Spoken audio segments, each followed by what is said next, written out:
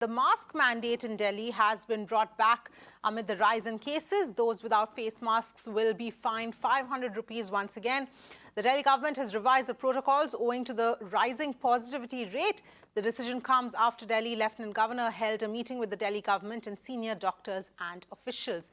We're in fact getting in some more perspective here as far as this issue is concerned. Dr. Neeraj Gupta is joining us and Dr. Rajib DasGupta will also be joining us as well. Dr. Neeraj, if I can come to you here, your assessment of the situation that we are seeing. Delhi had briefly removed the masks mandate and made it voluntary.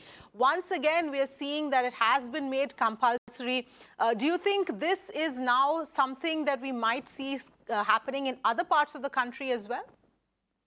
Yes, I think you're absolutely right on saying that Delhi has just implemented today the mask requirements as once again as a requirement compulsion. And I think it is one of the best tools to protect ourselves from any such, as we are opening our economies, as we are opening our airports for travels. A lot of international travelers are coming.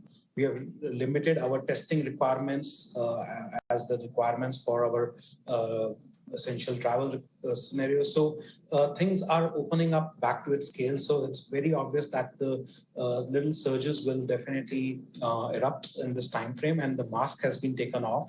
So bringing mask requirement is important protection, which gives us the maximum first-hand barrier to infection. And I believe that it will be followed soon in many other states, and if it should be, actually, as per my opinion, because that gives us a lot of protection from any such surges that comes across as any new wave or any such scenarios. All right. Dr. DasGupta, what is your own assessment? Do you believe that now that we're seeing Delhi, bring back the mask mandate and make it compulsory, other parts of the country might start doing the same thing? Because we are seeing a rise even in some other parts, even though it is a small rise right now, but nonetheless.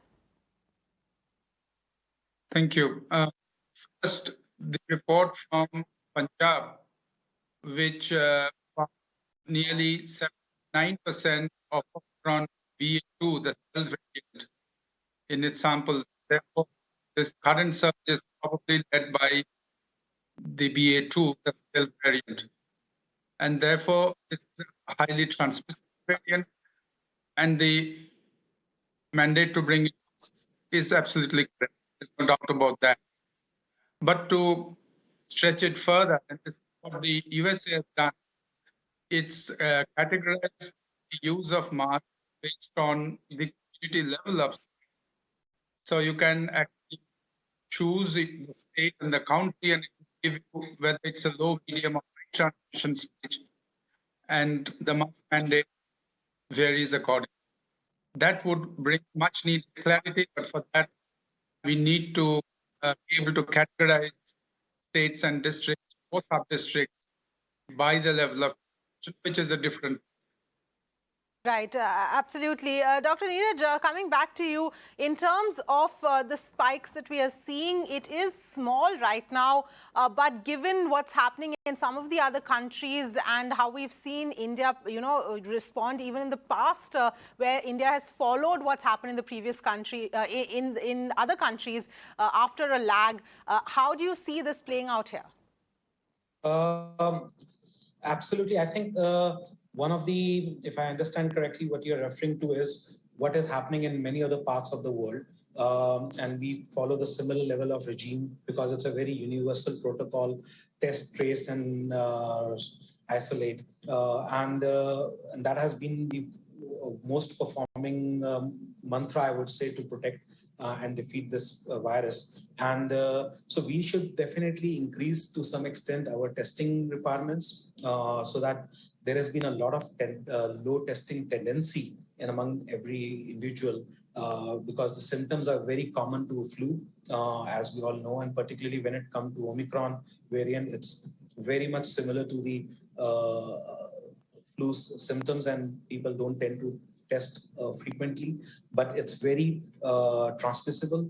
As we all know, Omicron is far more transmissible than any other variants. And the BA2 version, which is mostly emerging in this majority of samples, is also more transmissible. So we should try and test any people who have any kind of sickness symptoms, and then isolate themselves religiously so that we can prevent the spread in a much bigger way. Airport travels is something which I would like to specify once again, because that is where you have a lot of people traveling in a closed environment, and people who are having low symptoms also are easily able to travel without getting testing requirements. So that is something which we should definitely implement, particularly from the international borders, simply because of a lot of different variants can emerge in different parts of the world, and we should be protective to prevent our country from having those variants entering into our region.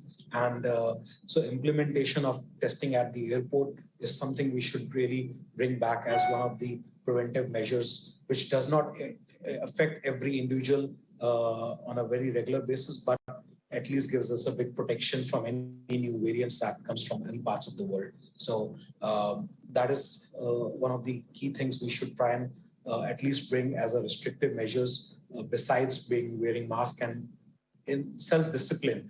I think nowadays, after 2 years of learnings and living in this pandemic era, we know that how to protect ourselves, and every individual should make their own restrictions to not indulge in unwanted activities or and try to take as much precautions. People who are not vaccinated, or they have been vaccinated in the very early stages of its beginning, the vaccine efficacy would have worn out. So they should go for getting a booster dose, as now it's available above 18 years of age. And children should be definitely vaccinated, as we have now opened up our schools. And so all those things should be definitely enforced, and we should go to the next level of implementation of children being vaccinated for lower age groups as well, above 5 years. And so as soon as it gets cleared from the CDCSO as per the protocols. Right, right. Dr. DasGupta, that in fact is the other concern, especially among parents, because again, in the NCR region, we are seeing, schools, one or two schools which have decided to go back online, children who are getting COVID as well. And that is a point of concern here, given that a certain category of children still are not eligible for vaccination as well. Your reaction? Well, first, will it necessarily spread alarmingly? If the experience from Punjab is any indication, it won't spread very rapidly. While there are increases, but we won't probably see the kind of surge that we saw with Alpha and Delta and so on. And this is based on the experience of Punjab in January and March. And if it is the BA2 variant, which is causing the rise in NCR. Now, these are two big ifs. Now, if it is a different variant, how it will behave, we will only be visible over the next 4 weeks or so. Now, is that cause for alarm? That answer is going to come from hospitalization, complication, and the mortality story, which would begin to unfold in another 2 to 4 weeks. Till that time, of course, caution remains to be very high. I think the decision not to roll back schooling, in other words, that schooling should continue, is a very appropriate decision. These variants cause extremely mild disease.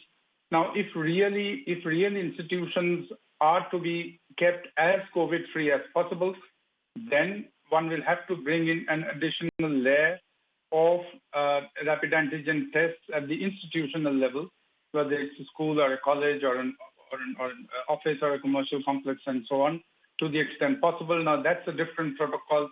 That's a different take. But if one really wants to lower the risks from the current levels, then a different set of protocols need to come in.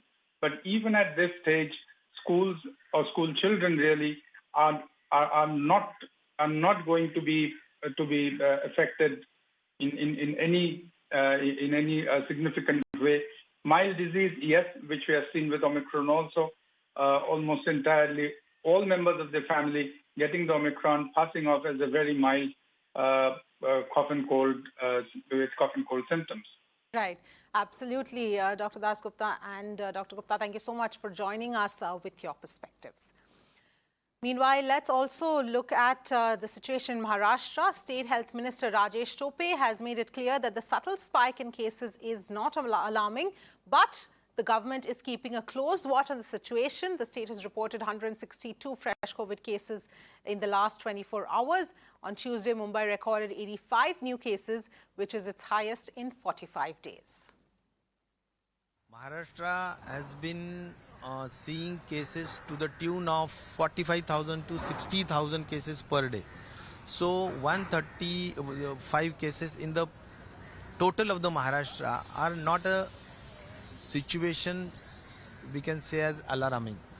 Basically, it's a small rise in the numbers, especially in Mumbai.